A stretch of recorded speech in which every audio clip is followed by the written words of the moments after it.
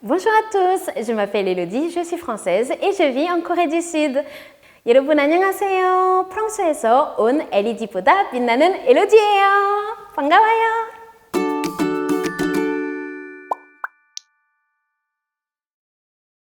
네, 평택시국제 교류재단에서 유튜브로 진행되는 글로벌 다문화 건강 토크 콘서트, 다양한 나라의 문화와 소통할 수 있는 시간 될 예정입니다. 그래서 이번에 미국이랑 프랑스 편 이렇게 두 편씩으로 진행하게 될 거예요. 프랑스 편으로 제가 오늘 글로벌 시대에서 한국에 사는 것에 대한 이야기 해드리겠습니다. 그리고 여러분도 제 이야기 들으면서 프랑스와 한국이 다른 점이 뭔지 느낄 수 있을 거고 비슷한 부분도 있구나라는 생각도 할 수 있을 거예요. 그래서 제 이야기와 함께 공감할 수 있는 즐거운 시간 되었으면 좋겠어요. 네. 저는 프랑스 사람이고요. 사실은 그냥 프랑스 사람 아니에요. 제 부모님은 카리브에 있는 프랑스 섬의 출신이기 때문에 저는 프랑스에서 태어났지만 이미 문화가 그리고 가족이 약간 다문화예요. 처음에는 그 문화에 대한 잘 몰랐어요. 제가 파리에 대한 잘 알고 카리브 쪽으로 그냥 3년마다 방학 때 가는 편이었어요. 제가 파리에서 사람들이 그냥 그쪽 사람이라고 생각하고 그쪽 가면은 저한테 그냥 파리 사람이라고 하는 게 제일 많이 들었어요. 그래서 중간에 있는 게 저한테 조금 어려웠어요. 예를 들어 미국에서 사람들이 국적 말고 race라는 단어 써요. 사실은 Asian race, black race, white race, Latino race 이렇게 사용하잖아요. race라는 단어가 프랑스에서 불법이에요. 법적으로 동물한테만 사용할 수 있는 단어고 원래 race라는 단어가 그냥 종이라는 뜻이죠. 그래서 동물한테 쓰고 사람에 대한 이야기 할 때는 그냥 국적 아니면 고향 이렇게 이야기 하더라고요. 제일 제가 헷갈렸던 게 해외로 나가기 시작했을 때 서류를 적어야 하잖아요. 근데 그 서류에다가 아프리칸 아메리칸 밖에 없더라고요. 저는 아프리칸 아메리칸 아니고 그리고 유럽에도 맞는지 안 맞는지 모르고 뭔가 케이스들이 부족했어요. 그래서 저는 계속 이 서류들 작성하면서 나는 이 케이스 안에 이 작은 박스 안에 안 들어갔구나 라는 생각을 했어요. 처음에는 당황하죠. 어떻게 말해야 하는지, 내가 어디서 왔는지, 어떻게 설명해야 하는지, 항상 다시 역사부터 이야기해야 하는지 많이 고민했죠. 시간이 있을 때는 지금처럼 그래도 조금 설명할 수 있지만 쉽지 않았더라고요. 그래서 제가 일단은 이 박스에 안 들어가는 게 그냥 인정하고 그리고 그것이 어떻게 보면은 제 약점보다는 강점이 되었어요. 왜냐하면 제 스토리가 조금 더 다양하고 더 풍부하고 생각했기 때문에 제가 더 많은 이야기 할 수 있지 않을까 싶었어요. 그래서 프랑스에서 이런 말을 해요. Les voyages forment la jeunesse. 무슨 말이냐면 여행을 청춘은 만들다. 그래서 제가 항상 여행하면서 사람 만나면서 다시 제 시선에 대한 생각하고 뭐에 대한 궁금하면은 그때 나가서 직접 확인하는 게 제일 선호했어요. 그것 때문에 기대도 잘 안 하는 편이에요. 왜냐하면 기대하면은 실망할 수도 있고 근데 기대할 때는 상상할 수도 있어요. 근데 모르면서 상상하는 게 되게 위험하더라고요. 그리고 모르면서 뭘 상상만 하면은 TV를 보면은 받은 이미지만 사용하면 당연히 이미 누가 그 이미지를 선택했잖아요. 그래서 이미 누구의 판단 들어가기 때문에 차라리 그거는 선택하고 싶지 않았어요. 그래서 제가 또 한국에 처음 왔을 때 사실 기대 안 했어요. 왜냐하면 아직도 기억해요. 우리 어머님이 사회복지사예요. 근데 어머니의 동료 한 명이 저한테 그렇게 말했어요. 한국에 가려고요? 거기서 사람들이 엄청 인종차별을 하던데요? 저는 엄청 당황했어요. 왜냐하면 이분이 한국에 대한이나 아시아에 대한 하나도 모르는 사람이었기 때문에 어떻게 이런 분야에 일하면서 이런 말을 할 수 있을까? 이분이 지금까지 살면서 이미 편견과 고정관념들이 너무 나쁜 영향을 너무 받아서 자기도 모르게 이미 인종차별하고 있더라고요. 그래서 저는 그때부터 그러면 더욱 가야겠다라는 생각을 하면서 가서 내가 직접 봐야겠다. 가서 직접 경험해서 다시 와서 내가 뭘 살았는지, 어떻게 살았는지, 뭘 봤는지 꼭 이야기해야 하는 약속을 했어요. 그래서 제 이야기 약간 여기서 시작하는 것 같아요. 네. 제가 공부했을 때 원래 연극과였어요. 근데 연극과 하다가 대학원 갔을 때 제가 그때 민속예술 배우게 됐어요. 민속예술 배우면서 사실 여러 나라의 정통예술 배우게 돼요. 그래서 이렇게 부르키나파소의 정통무용, 베이징 오페라, 일본의 가부키, 그리고 인도의 카타카리, 또 우리 교수님이 티베트 정통무용을 전공하셔서 이렇게 항상 여러 나라들의 정통무용 배우게 되는데 그거 쉽지 않았어요, 사실.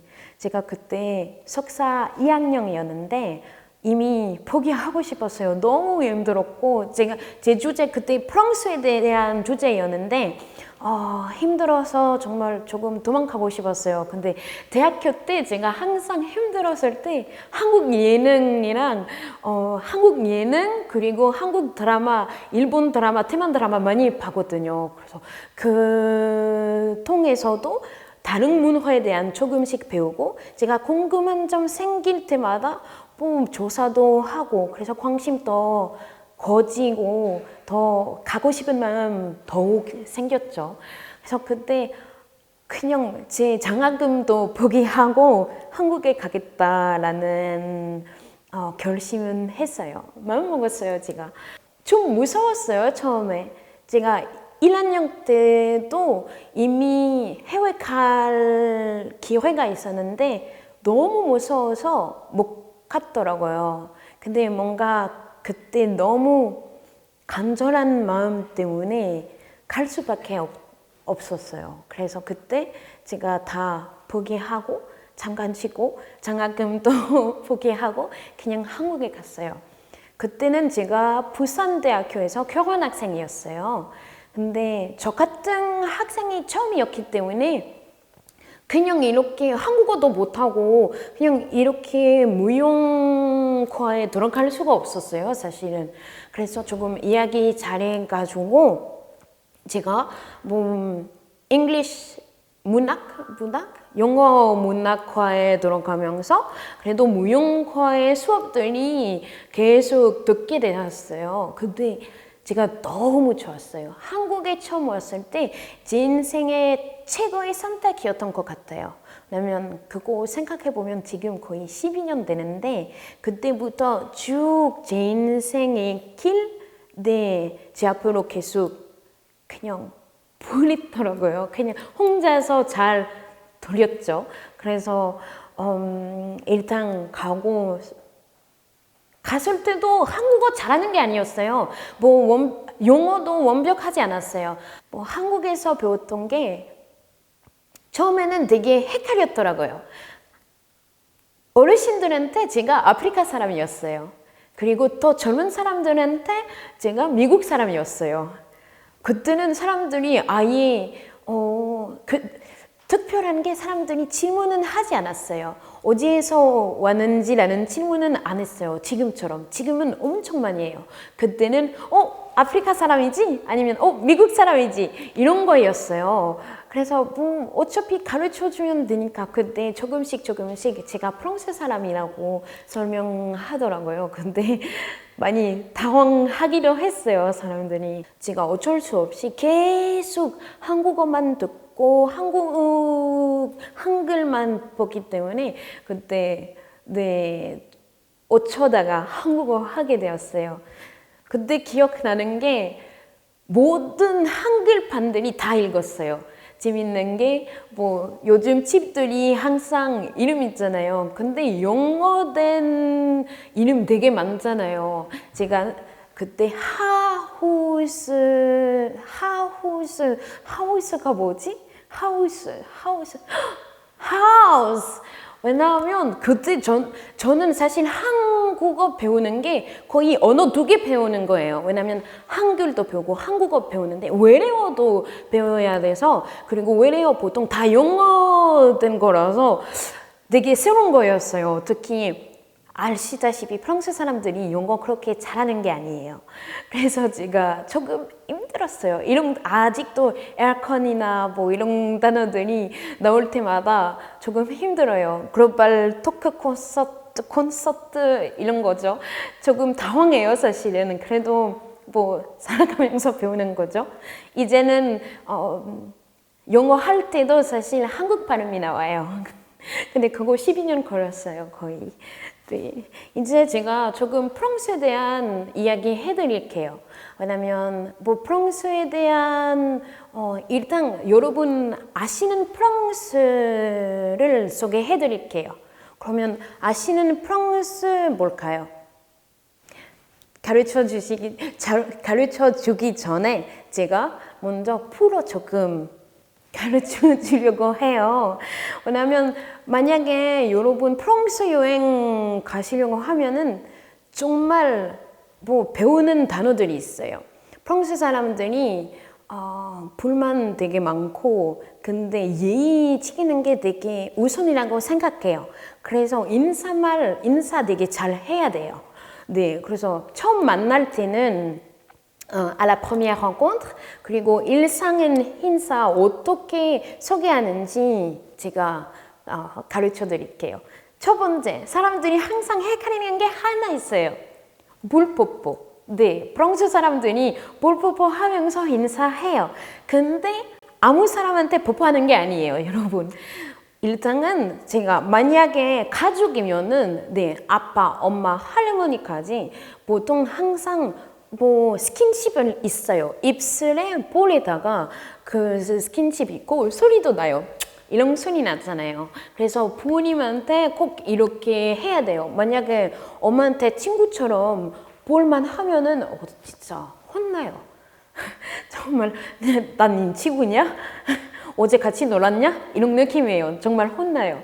그래서 항상 그거 습관이었고 당연히 가끔 그 가족 모임 가잖아요. 가족 모임 제일 힘들어요. 일찍 와야 돼요. 일찍 가면은 먼저 앉아서 인사하고 기다리면 돼요. 근데 맨 마지막에 오는 사람이 모든 사람한테 인사해야 하니까 볼뽀뽀 계속 해야 돼요. 그래서 이 소리 계속 2분 동안 들을 거예요. 그거 진짜 우리 젊었을 때 제일 피하고 싶은 순간이에요. 그래서 차라리 빨리 가서 기다리는 거 최고예요. 근데 알아야 하는 게 일단은 친한 동료면은 볼뽀뽀 해도 돼요. 근데 입술에 볼에다가 이렇게 접촉은 없어요. 이럴 때는 볼에다가 소리만 하는 거예요. 그래서 뽀뽀하는 척 하는 거예요. 이렇게 친구들이랑 또 이렇게 하고 아니면 허그예요. 사실 허그 문화가 예를 들어 미국 쪽으로 허그하면서 인사 많이 하잖아요. 그래서 뭐 어떤 한국 친구들이 저한테 뭐 프랑스 사람들이 어차피 볼뽀뽀 하니까 허그도 괜찮겠다라는 생각하면서 이렇게 인사하더라고요. 근데 저 잘 알지 않은 사람이면은 진짜 당황해요. 진짜 프랑스 사람으로도 너무 싫어요. 미국식은 인사 저한테 너무 힘들어요. 왜냐면 아무 사람한테 이렇게 허그 하지는 않아요. 그리고 만약에 싫어하는 사람 아니면 뭐 남자 아니면 여자 이성은 오면은 그거 일단 거부하는 게 되게 쉽고 프랑스에서도 학수를 많이 하기 때문에 이럴 때 항상 학수하시면 돼요. 프랑스 남자들이 뭐 그냥 작업이나 하려고 할 때는 뭐 인사 어떻게 하는지 보여줄게 그리고 뽀뽀하려고 하잖아요. 가끔 이럴 때는 그냥 이렇게 하시면 돼요. 뭐 관심 없으시면 네. 그래서 뽀뽀 문화도 그 되게 옛날 때부터 있었던 건데 사실 그 중세 시대 때 흑사병 때문에 잠깐 안 하더라고요. 근데 어떻게 보면 요즘도 많이 하기 때문에 뭐 코로나 때문에 안 하지만 네. 되게 프랑스의 대표적인 문화 하나인 것 같아요. 네, 근데 눈으로도 많이 인사하기도 해요. 저는 어렸을 때 뭐 사람이랑 눈만 맞으면은 인사해야 한다라는 교육을 받았어요. 옛날에 그랬죠. 근데 요즘은 많이 바꿨어요. 네. 그리고 일단은 단어들이 뭐 인사, 안녕하세요는 다들 아시는 거죠. Bonjour. 근데 보통 사람들이 불어 엄청 어렵다고 생각하기 때문에 되게 Bonjour 이렇게 말하려고 해요. 근데 솔직히 그냥 부드럽게 하시면 누구나 할 수 있는 불어예요. 그래서 Bonjour 말고 Bonjour. 발음이 거의 안 나와요. 이럴 때 이렇게 하시면은 훨씬 더 자연스럽고 훨씬 더 부드럽고 더 쉬울 거예요. 그리고 죄송합니다. 죄송합니다라는 말도 pardon 안에 중간에 좀 어렵죠. 근데 그것도 부드럽게 하면은 pardon 훨씬 더 쉽고 그리고 더 부드러워서 발음도 전달도 더 좋을 거예요. 네, 마지막에 감사합니다. 제일 감사합니다랑 s'il vous plaît. s'il vous plaît는 주세요 인데 뭐 굳이 안 해도 되고 만약에 안 하면은 바로 merci 감사합니다라고 하면은 네 제일 좋은 거예요. 근데 merci는 재밌는 게 프랑스 사람들이 거부할 때도 감사합니다라고 해요. 거부할 때 no merci 아니요 감사합니다 라고 해요. 그래서 그거 제일 듣기 좋은 거절이겠죠. 네. 마지막으로 만약에 또 친구 만드시려고 하면은 이럴 때 그래도 이름은 가르쳐 주는 게 우선이죠. 그래서 여기는 발음이 안 들어가니까 되게 쉬워요. Je m'appelle.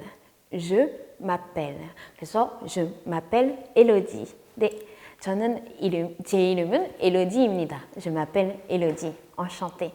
그리고 보통은 원래 안 가르쳐 주려고 했는데 어쩔 수 없이 이 시대에 사람들이 제일 배우고 싶은 단어 하나가 아니요, 욕 아니에요. 그냥 사랑합니다 라는 단어예요. 사랑합니다는 je t'aime 라고 해요. je t'aime. 근데 재밌는 게 여기도 je t'aime 영어로 하실 때는 I like you, I love you 있잖아요. 한국어로도 좋아해요, 사랑해요 둘 다 있잖아요. 프랑스에서 je t'aime 밖에 없어요. 하나밖에 없어요. 그래서 그만큼 아끼면서 말하는 편이에요. 친구들한테 뭐 많이 말할 수 있지만 보통은 이성한테 되게 시간 많이 걸려요. 그냥 바로 말하지 않고 보통 커플들이 1년 지나도 말하지 않은 커플들이 되게 많아요. 그 정도 아끼는 표현이고 그리고 뭐 문화 충격 하나 있으면은 한국에 어때 사람들이 사랑한다고 되게 너무 쉽게 말해요. 이렇게 느낄 수도 있어요. 근데 그거 문화 차이겠죠? 네, 차이 있으니까 어느 정도인지 할 수 있는데 저는 예를 들어 그 호감 있다라는 표현이 전혀 어느 정도인지 모르겠어요. 좋아해요, 뭐 사랑해요, 뭐 좋아해요 보다는 좋아해요보다 조금 더 그냥 관심 있다, 궁금하다, 뭐 마음에 든다, 무슨 뜻인지 정확히 몰라요. 제 친구들도 그래요. 그래서 항상 재밌게 이런 이야기 하는데 외국인한테 되게 어려운 표현들이에요. 그래서 이런 문화 차이 때문에 가끔 오해도 생길 수도 있어요. 저는 아무래도 뭐 그냥 좋아해요, 그냥 아무 생각 없이 말할 수 있다고 생각하는데, 근데 좋아해요 말하면 바로 부담스럽게 느낄 수 있다고 생각하기도 하죠. 그래서 그 이유 때문에 더욱 언어만 아니라 언어 배울 때도 조금 문화에 대한 더 아는 게 좋아요. 왜냐면 그 언어만 전달해서는 감정까지나 뭐 자기 다 전달할 수 없기 때문에 조금 더 문화에 대한 알고 언어 배우면은 확실히 더 좋은 것 같아요. 네, 지금부터 여러분 이미 아는 파리와 아는 프랑스를 소개해 드릴게요. 근데 아무래도 사람들이 파리 제일 좋아하잖아요. 뭐 이 세상에 제일 낭만적인 도시라고 하는데, 솔직히 제가 거기서 태어났지만 파리 싫어하는 편이에요. 저 일단 도시 여자 아니고 조금 시골 여자, 그리고 바다 좋아하기 때문에 근데 싫어해도 좋아할 수밖에 없어요. 파리는 되게 명한 매력이 있고요. 자기의 매력이 있어요. 그리고 세계적으로 다른 도시에서 찾을 수 없는 매력이 파리에 있어요. 네. 그래서 뭐 여행하실 때 보통은 제가 항상 추천하는 게, 네, 파리 가세요. 근데 잠깐 가세요. 나중에 볼 건데, 뭐 자세히 구경할 수 있는 게 배우고, 그냥 에펠탑은 사실은 거기서 하루 종일 안 가도 돼요. 근데 에펠탑이랑 개선문 되게 대표적인 그 구경거리 있기 때문에 꼭 가야 하고, 에펠탑은 개인적으로 새해 때 제일 예뻤더라고요. 새해 때 사람들이 다 아래서 모여서 그냥 불꽃놀이도 있고 색깔도 바뀌기 때문에 되게 인생에 한 번 봐야 한다고 생각해요. 개선문은 그냥 커요. 요즘 완전 뭐 이상한, 어떻게 말라고 해야 되나? 이상한 뭐 선물처럼 포장돼 있지만, 네. 그리고 제가 북한의 개선문도 봤거든요. 근데 개인적으로 북한의 개선문 되게 컸어요. 너무 컸는데, 그래도 그 우리 거 모델로 만들었어요. 그래서 한번 오리지널을 꼭 보러 가세요. 볼만해요. 샹젤리제 길가 조금, 특히 여름에 거기 가면은 최고라고 생각해요. 그래서 꼭 그래도 파리 한번 가보시면 좋을 것 같아요. 노트르담도, 아이고, 노트르담은 프랑스 사람한테 역사죠. 제일 붙었다고 한 건축 하나겠죠? 뭐 건축적으로도 그렇고 역사적으로도 그렇고, 노트르담은 디즈니까지 있잖아요. 뮤지컬도 있고 그 전에 디즈니 있었죠. 노트르담의 역사가 그 옛날에 이민자들이 노트르담에서 많이 보했어요. 네, 그래서 되게 예쁜 역사도 있는데, 아무래도 몇 년 전에 화재로 많이 제가 눈물 많이 흘렸죠. 우리 다 뭐 많이 슬펐는데, 뭐 어떻게 생각해 보면은 뭐 그대로 다시 공사할 수가 없어요, 사실. 왜냐하면 그때 사용했던 나무들이 이제 없어요. 그 100년 이상 있었던 숲들인데 이제 아예 없어요. 그래서 뭐 새로운 모습을 기대해요. 어차피 뭐 인간, 뭐 다칠 사람도 없었기 때문에 그냥 다행이라고 생각하면서 이 기회로 더 좋은 프랑스의 힘, 프랑스의 문화적인 모습을 더 보여줄 수 있지 않을까 싶어요. 네, 프랑스 몇 가지 주요 사실. 네, 아무래도 뭐 이런 거 이야기해도 사실은 별거 없어요. 프랑스 크긴 커요. 한국보다 한 5배예요. 근데 옆으로 보시면은 작은 섬들 있잖아요. 그 섬들이 바로 제가 시작했을 때 말했던 해외 지역 섬이에요. 근데 다 그렇지 않아요. 예를 들어 맨 위에 있는 나비 모양 우리 부모님 고향이에요. 나비 모양. 원래 이름은 과델루페고 근데 그 미국의 인디안이라고 말할 때도 거기에서 아하와크라는 민족이 있었어요.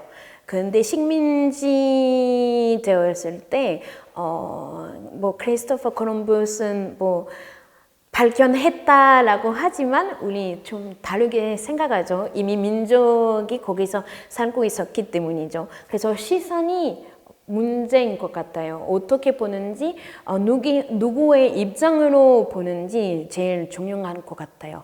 그래서 일단은 이 섬들이 해외 지역이라는 섬들이 4개 있어요. 과델루프, 마르티니크.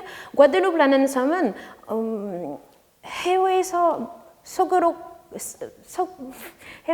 속으로 걸어서 세계로 네, 이 프로그램에 나왔는데 그래서 한국 자막으로 한국어로 조금 이 섬에 대한 많이 배울 수 있을 것 같아요. 그 다음에 다른 섬들이 하나는 귀아나는 나라 귀아나 옆에 있어요. 남미국에 있고요. 그래도 프랑스 해외 지역이라고 해요. 무슨 뜻이냐면 생각하실 때 간단하게 생각하면 한국의 제주도 아니면 미국의 하와이 생각하시면 돼요.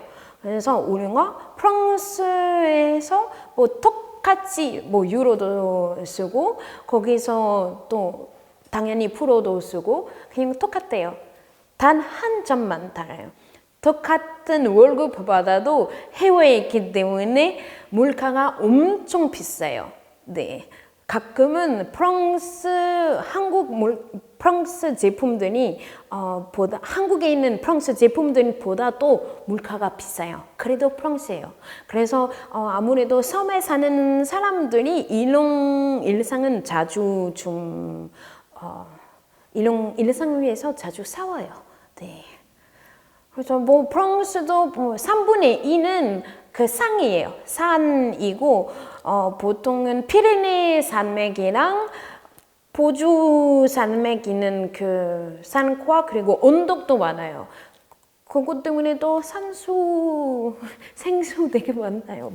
요즘은 한국에서 뭐 에비앙 제일 유명하고 또 멀빅이라는 생수물이 있는데 멀빅은 그냥 프랑스 중간에 나온 물이에요. 네, 제가 개인적으로 제일 좋아하는 물이에요.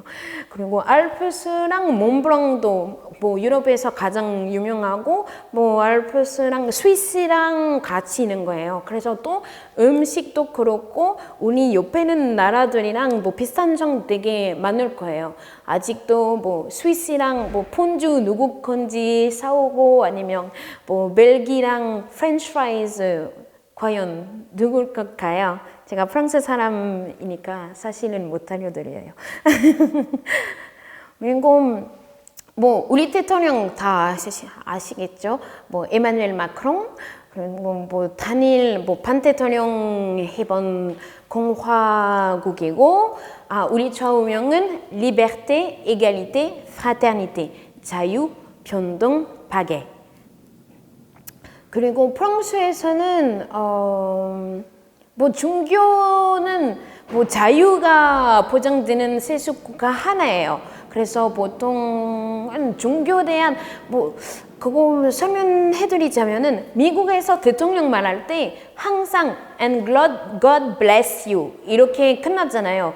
프랑스에서 이런 거 풀 수가 없어요. 왜냐하면 그 종교랑 정치랑 아예 나누어 있기 때문에 그거 풀 수가 없을 거예요. 그래서 보통 학교에서도 만약에 뭐 기독교 학교 다니는 게 아니라면은 이런 거 없을 거예요. 네. 프랑스에서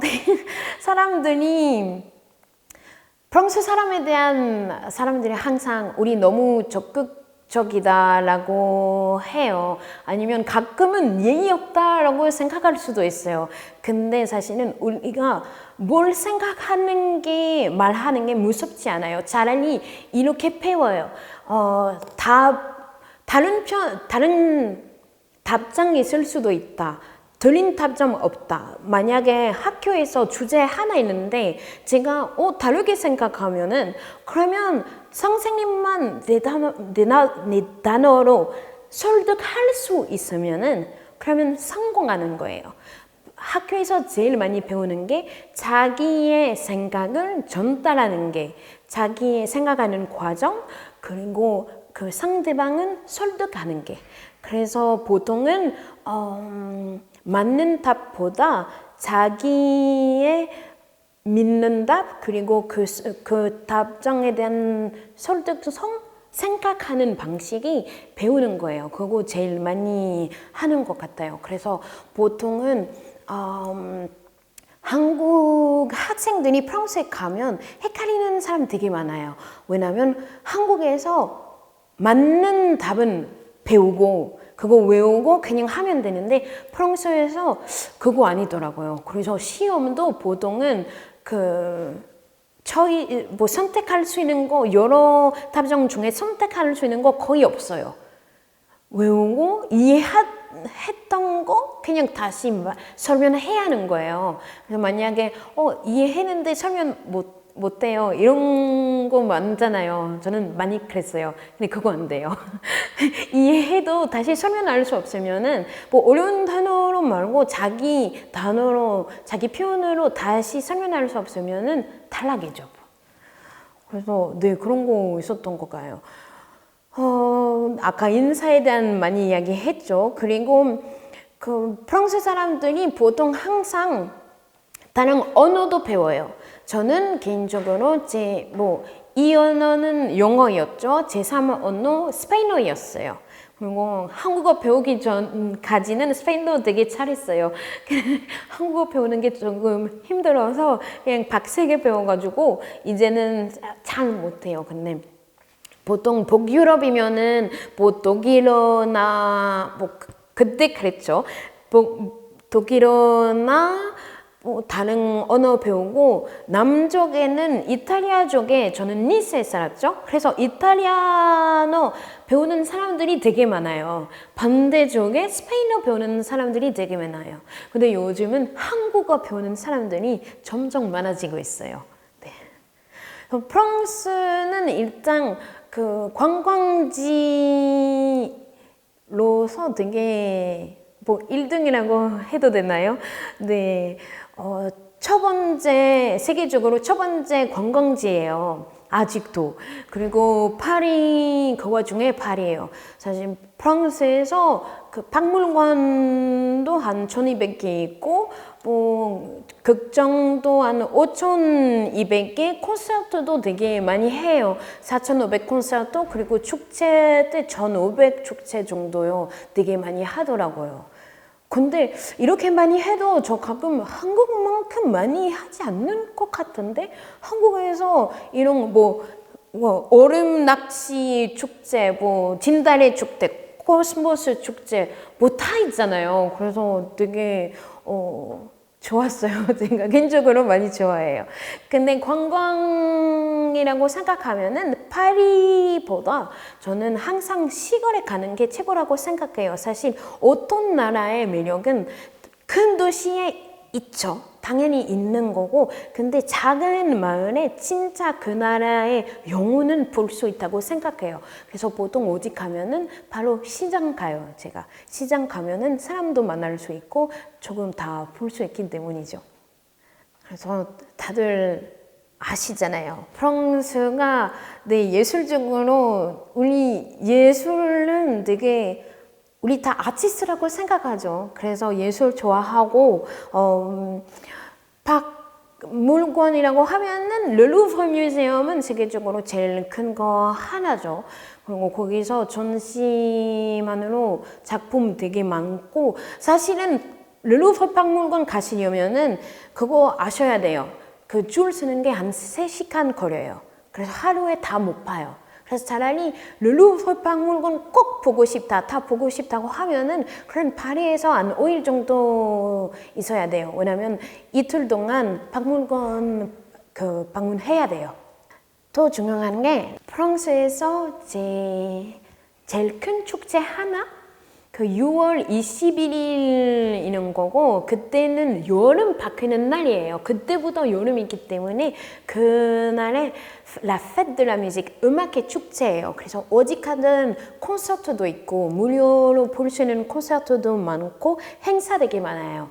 그래서 프랑스 사람들이 제일 좋아하는 축제 하나예요.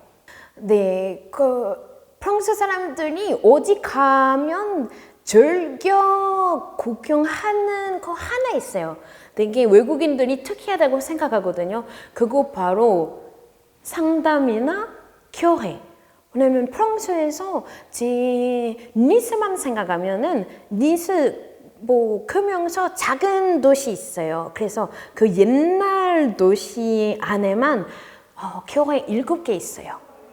근데 그거 건축은 보려고 그리고 교회 예술 장르를 좋아하는 사람들도 많기 때문에 안에 들어가서 다 구경할 수 있거든요. 그래서 프랑스 사람들이 이런 거 되게 좋아해요. 그래서 보통 친구들이 한국에 오면은 명동에는 성당 아니면 내구적으로 많이 보내요. 되게 볼만해요. 그리고 성, 아직도 성 되게 많아요. 여기는 샴벌의 성인데 Les Châteaux de la Loire, 로아르 성들 중에 제일 유명한 성 하나예요. 볼만해요. 제가 어렸을 때 봤는데 지금은 어떤 모습인지 모르겠지만 아마 똑같은 모습이지 않을까요? 그거 제일 재미있어요, 보는 게. 근문화 유산이라고 하면은 프랑스 요리죠. 사실 프랑스 요리에 대한 자부심은 있죠. 근데 아쉬운 게 하나 있어요. 외국인들이 프랑스 요리가 되게 어렵다고 하잖아요. 왜요? 왜일까요? 우리한테 엄청 쉬운데. 왜냐하면 우리가 먹는 프랑스 요리를 소개하지 않기 때문이죠. 왜냐하면 보통 항상 비싼 호식, 가스트로노미 이런 음식은 푸아그라나 캐비어 이런 거 소개하려고 하는데 사실은 프랑스도 정통 음식도 있고 가정 음식도 엄청 많아요. 그래서 보통은 프랑스식 가정 음식 많이 없더라고요. 근데 그거 한번 드셔보시면 좀 입에 맞을 수도 있어요. 근데 또 프랑스 사람이면은 치즈죠. 사실 프랑스에서 전 600 치즈 이상 있어요. 그래서 1년에 매일 다른 치즈 먹을 수 있어요. 그리고 지역마다 치즈 이렇게 몇 개 있기 때문에 우리 사실 치즈 지도도 있어요. 그리고 밥 먹을 때 프랑스에 대한 많이 이야기할 때 프랑스에서 밥을 3시간 동안 먹는다. 네, 드린다고 말할 수가 없어요, 사실은. 근데 매일 그렇게 안 해요. 가족 모임 때 시작하는 거예요. starters 용어로. 그래서 아페리티프예요. 그때는 작은 토스트랑 술, 그 다음에 조식. 보통 샐러드 같은 거랑 수프도 나와요. 그 다음에 메인 플레이트 나오죠. 그 치킨 요리나 소스 요리, 파스타, 쌀도 많이 먹어요, 생각보다. 쌀은 카마그 지역에서 많이 나와요. 그래서 프랑스산 쌀도 많아요. 그리고 보통 다음에 치즈 먹고 그 다음에 또 디저트 먹어요. 그리고 커피, 카페. 근데 커피는 우리가 한국에서 마시는 것처럼 이렇게 그란데 사이즈 아메리카노나 그란데 사이즈 라떼 아니에요. 그때는 보통 에스프레소나 드립 커피. 그거 최고죠, 끝나려면. 그리고 또 가끔 밥 먹은 다음에 디제스티브라고 술이 마셔요. 아주 조금 그냥 소화되는 술. 그래서 술 종류가 또 되게 많아서 조금 좋은 거예요. 이렇게 사진 보시면은 그 학교에서 나올 수 있는 음식이에요. 그래서 보통은 프랑스 사람들이 빵만 먹는다. 빵이 조식이라고 생각하거든요. 아니에요. 근데 한국에서 사실 김치 많이 먹어도 김치 조식이라고 말할 수 없잖아요. 그렇죠. 그래서 똑같은 거예요. 우리가 먹으면서 빵도 많이 먹어요. 하루 종일 먹어요. 아침에 우리 아무래도 빵에다가 잼이랑 뭐 우유나 커피, 차 이렇게 먹고 그 다음에 영국 사람들의 티타임, 우리는 굿때 뭐 학교 나갈 때 간식 같은 거 그것도 먹어요. 빵 먹을 수도 있고 아니면 베이킹 많이 하기 때문에 크레프, 케이크 이런 것도 많이 해요. 보통은 항상 프랑스 사람의 집에 오븐 하나 있을 거예요. 어렸을 때부터 베이킹도 많이 해요. 프랑스 언어 세계적으로 많이 쓰는 언어죠. 그리고 사실은 32개국의 공식 언어예요. 당연히 그거 아까 설명했다시피 식민지들 때문이죠. 네. 근데 미국 쪽을 보면 카나다의 케벡도 거기서 또 불어로 사실 조금 더 옛날 불어 썼기 때문에 되게 정확한 불어 쓰고요. 가끔은 제 카나다 친구 저랑 이야기하면은 이야기 이해 못할 때도 있어요. 좀 사투리처럼 들어요. 네. 그래서 프랑스어는 세계에서 배우는 제2 외국어예요. 그리고 비즈니스 제3 언어, 그리고 제3개의 3억 명이 사용하는 언어예요. 프랑스는 올림픽 게임의 2가지 공식 언어 중 하나예요. 특히 한국 선수들이 잘하는 펜싱, 그때 공식 언어가 불어예요. 고라는 뜻이죠. 그거죠. 그리고 많은 국제 기관의 공식 언어, 그리고 국제 비즈니스에서 사용되는 언어. 국제법에 대한 프랑스어 영향도 영어 쓰는 불어 있잖아요. 한국에서 제일 많이 쓰는 거 하나 있어요. 앵커. 그거 영어 발음이 하면은 앵커를 되죠. 사실 발음은 앵커. 다시 한 번 라는 뜻이죠. 그거 프랑스 언어고 또 런데부 만남 아니면 노블레스 오블리즈 이거 불어고 데자뷰 나 예술 생각하면은 아방가르드 이거 다 불어예요. 네, 그리고 한국에서 많이 볼 수 있는 파리 바게트 그리고 tous les jours 무슨 뜻일까요? 그냥 매일라는 뜻이에요. 보통 프랑스 사람들이 또 매일 빵 먹기 때문에 조금 제대로 된 프랑스 이름인 것 같아요. 제가 프랑스 사람이라면서 뭘 뜻하냐면 다양성. 프랑스가 되게 다양해요. 그래서 문화 차이도 많이 있어요. 그래서 문화 차이라고 할 때 어떤 생각할까요, 여러분? 저는 예를 들어 식사할 때 어떤 수저 썼어요? 저는 포크랑 그리고 나이프 사실 써요. 근데 이렇게 배워요. 나이프 음식은 포크 안에 밀는 거예요. 그리고 고기 먹을 때 자르기 위해 먹는 거죠. 그래서 제가 한국에 처음 왔을 때 친구가 먹고 있었는데 그 숟가락이랑 나이프 쓰는 게 되게 신기했더라고요. 그리고 그때 우리한테 너무 당연이라고 생각할 거예요. 우리도 어렸을 때 쓰니까 당연히 쓸 수 있겠죠? 근데 다르게 쓰더라고요. 젓가락도 마찬가지잖아요. 친구들이 가끔 맞다. 프랑스에서 젓가락 안 썼구나. 이런 반응이 있더라고요. 그거 바로 문화 차이죠. 그리고 집에 어떤 가구 있는지 보통 소파 있는 집도 있잖아요. 아니면 바닥에 앉을 수도 있잖아요. 저는 요즘 판판이에요. 소파에 있어도 그냥 바닥에 앉아요. 그거 아무래도 한국에 너무 많이 오래 있었죠. 그리고 문화, 예를 들어 술 문화. 한국에서 술 마시는 거랑 프랑스에서 술 마시는 게 되게 다르잖아요. 한국에서 돌려서 마시는 거나 아니면 두 손으로 달아주는 거나 그거 다 술 문화라고 하지만 그거 다른 나라 입장으로 문화 차이라고 생각할 수 있는 거죠. 그래서 와인을 어떻게 마시는지 언제 마시는지 우리 보통 그런 말 해요. 와인을 없는 식사 아침밥이에요. 보통 프랑스 사람들이 먹으면서 그냥 와인은 한 편 이렇게 마시는 게 아니죠. 근데 그냥 한 잔 정도? 한 잔도 가득 아니고 그냥 반, 보통은 125ml 생각하시면 되고 이렇게 먹으면서 하죠. 그리고 네, 제일 궁금했던 거예요. 그 선생님에게 말씀하실 때 태도 어떤가요? 솔직히 프랑스에서 누구한테든 이야기할 때 눈은 맞아야 돼요. 눈을 맞으면서 이야기해야 하는데 근데 한국에서 제가 한국에 오기 전에 그거 예의 아니라고 들어서 그거 항상 피하려고 했어요.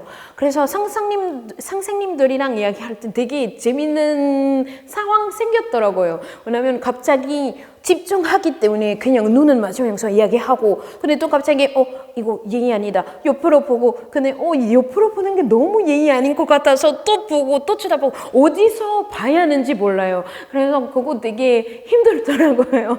만약에 부모님한테 혼내도 혼나잖아요. 그래서 눈 맞으면서 내 눈 똑바로 봐. 근데 혼내고 있으니까 뭐 다른 데 보고 싶죠. 아니 왜 내 말 안 듣냐고 이렇게 물어보고 그래서 되게 많이 헷갈렸어요 처음에. 이제는 그거랑 갖고 놀아요 제가. 프랑스 사람들이 정말 그런 건가요? 프랑스 사람에 대한 편견과 고정관념과 소문들이 있잖아요. 일단 자기 언어의 자부심 때문에 영어를 안 난다. 땡. 틀린 거예요. 그냥 영어를 못해서 그래요. 우리 똑같이 한국 사람들처럼 똑같이 영어를 배워요. 근데 한국 사람들이 다 영어 잘하는 건가요? 아니잖아요. 우리도 유럽에서 사실은 뭐 디즈니나 영화들이 헐리우드 영화들이 더빙으로 봐요. 보통 어렸을 때부터. 그래서 아마 다른 제 스위스 친구가 더빙을 말고 자막으로 봤기 때문에 조금 더 자연스럽게 영어 많이 하지 않을까 싶어요. 근데 그것도 프랑스에서 항상 큰 문제 있더라고요. 자기들이 어떻게 해야 프랑스 사람들이 영어 잘할 수 있을까 많이 고민하고 있어요. 그래서 보통은 영화나 드라마를 통해서 많이 배우기도 해요. 네, 근데 안 하면은 보통은 못해서 그래요. 이해해도 이 정도 배웠으니까 알지. 근데 어떻게 대답하지? 그래서 불어로 대답할 수밖에 없죠. 이럴 때. 이런 상황이 생기면은 당황하지 마세요. 그냥 최대한 소통해보세요. 그리고 프랑스 사람들이 불만이 많다. 맞아요. 특히 파리 사람들이 우리가 뭐 외경이라는 게 우리 자유라고 생각하기 때문에 내 불만도 많고 뭘 마음에 안 들면은 말해요. 그리고 뭐 두려워서는 말하지는 않아요. 사실 돌려서 이야기하는 게 우리한테 제일 답답한 거 하나예요.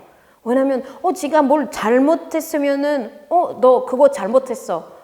그래 뭐 바로 알고 다시 하면 되잖아요. 근데 그렇게 뭐 잘하는 것 같은데 이런 거 되게 힘들어요. 우리한테 뭐가 문제인지 바로 알려주시면 얼마나 좋을까요? 그래서 이런 것 때문에 프랑스 사람들이 한국에서 조금 적응하는 게 힘들었어요, 사실. 근데 아직도 가끔 힘들어요. 근데 그거는 문화자이니까 어쩔 수 없는 거죠. 그리고 프랑스 사람들이 개방적이다. 맞고요. 맞는데 어떨 때도 들린다고 생각해요. 사실 한국이나 아시아적이랑 비교하면은 개방적이라고 생각하고 유럽에서는 독일 사람은 훨씬 더 개방적이다라고 생각하고 그리고 세계적으로 미국 사람은 더 개방적이지 않아요? 생각할 때도 많아요. 근데 그거 다 문화를 잘 모르기 때문에 어떤 입장에 생각해야 하는지 생각해야 돼요. 왜냐하면 문화가 다르니까 그거 제일 중요한 것 같아요. 그래서 제가 제일 소개하고 싶었던 단어가 왔어요. 레트노센트리즘. 이거 사실은 한국어로 안 되는 단어예요. 에로지에 제일 좋아하는 단어 뭘까요? 이거 제가 대학교 때 배웠던 단어 하나인데 에트놀로지 인종과? 네, 그거였나? 네, 자기 민족 중심주의라고 해요. 그거 뭐냐면, 그 남의 문화를 자기 입장으로, 자기 배웠던 거랑 자기 배웠던 배경이나 환경을 기준으로 사용해서 남의 문화 판단하는 거. 그거 뭐 좋은 판단이 있을 수도 있고 아니면 비난도 있을 수도 있죠. 근데 그거라는 이렇게 생각하는 방식이 에트노센트리즘이라고 해요. 네, 자기 민족 중심주의. 왜냐하면 자기 나라 중심주의 하는 게 사실 조금 위험해요.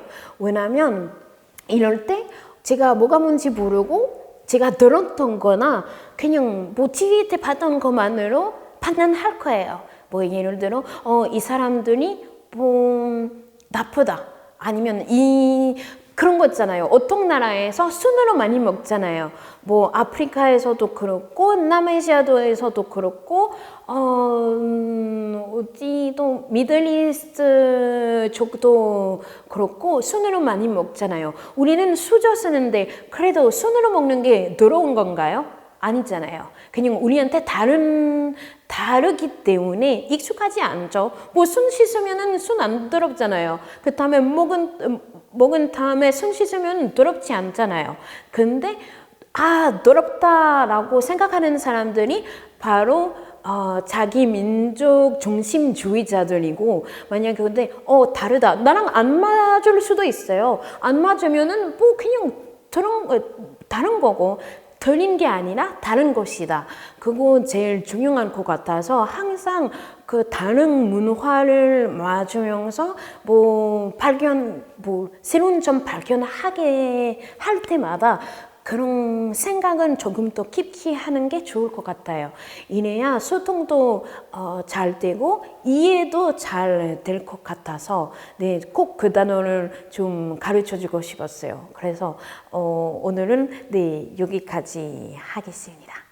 이제 다음 주에 프랑스는 여기까지고요. 일전 여기까지고요. 다음 주에 미국 편으로 크리스 만나게 될 거예요. 여러분 제 친구예요. 되게 재밌는 친구니까 그리고 한국 사람보다 한국 사람인 것 같아서 재미있을 것 같아요.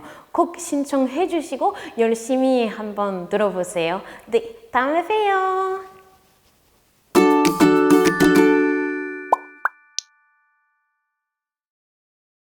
여러분 유튜브 댓글 이벤트를 진행하고 있어요. 그래서 오늘 강연에서 있었던 이야기들이 새로운 점, 궁금한 점, 기억에 남는 점들이 또는 여러분의 겪었던 이야기 있으면 댓글은 남겨주세요. 제일 좋은 댓글한테 상품 드릴게요.